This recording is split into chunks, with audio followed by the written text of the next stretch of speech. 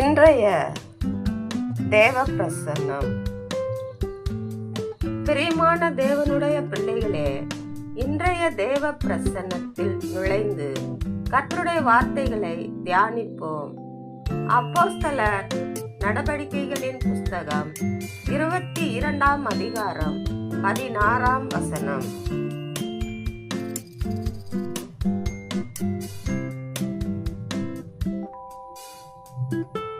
இப்பொழுது நீ தாமதிக்கிறதென்ன?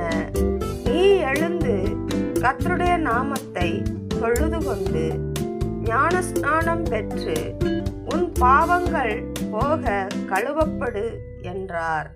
ஆமென். கர்த்தருடைய பிள்ளையே, நீ தாமதம் செய்யாதே. கர்த்தர் உன்னை கொண்டு பெரிய காரியங்களை செய்ய போகிறார். நீ மனம் திரும்பு, நீ எழுந்து வா. ஆமென்.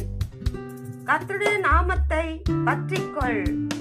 கர்த்தர் உன்னை விடுவிப்பார். ஆமென். உனக்காக தன்னுடைய இரத்தத்தை இந்த பூமியிலே சிந்தின தேவன் உன்னை ரட்சிக்க வல்லவராயிருக்கிறார். ஆமென். கர்த்தருடைய பிள்ளையே, கர்த்தரை தேடு. உன் பாவங்கள் போக்கப்படும், உன் அக்கிரமங்கள் நீக்கப்படும். ஆமென். நீ செய்த சகல பாவங்களும் அவருடைய இரத்தத்தினாலே கழுவப்படும். ஆமென். மனம் திரும்பு. கர்த்தர் உன்மேல் நேசமாயிருக்கிறார். ஆமென். அவருடைய அன்பை ருசித்துப் பார். கர்த்தர் உன்மேல் பிரியமாயிருக்கிறார். தேவனுடைய பிள்ளையே, நீ எழுந்து பிரகாசி.